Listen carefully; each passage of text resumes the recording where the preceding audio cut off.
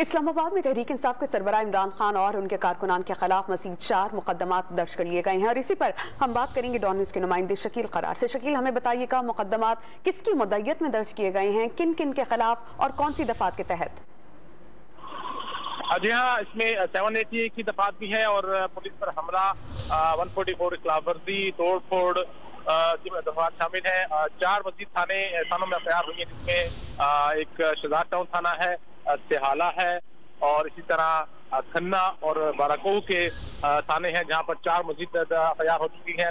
और गुज़श्ता रात से अब तक जो है मजमूई तौर पर 8 एफआईआर हुई है। मजीद जो 4 हुई थी वो I9 में, सेक्रेटरीट में 2 हुई थी और इस तरह संजानी में 1 एफआईआर हुई थी। तो मजमूई तौर पर 8 एफआईआर हो चुके हैं, जिसमें तकरीबन 40 से 50 जो है वो इमरान खान समेत PTI के रहनुमा नामजद है, जबकि सैकड़ों जो है वो कारकुनों को खिलाफ भी कटी है, जिनके नाम मालूम नहीं है। शकील करार, बताइएगा जिन लोगों के खिलाफ मुकदमा दर्ज किए गए हैं उनकी गिरफ्तारियों के हवाले से कोई इक़दाम उठाए गए?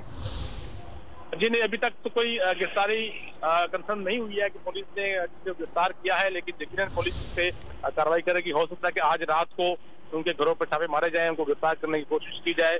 और इसी के पेश नजर यही मुमकिन है कि जो रहनुमा नामजद है वो शायद अपने घरों पर ना हो और सुबह एतवार भी है, तो उनकी जमानतों का जो है वो होना मुश्किल है। तो इसलिए पुलिस कोशिश करेगी कि आज रात को जो है रहनुमा नामजद हैं उनके घरों पर छापे मारकर उनको गिरफ्तार किया जाए।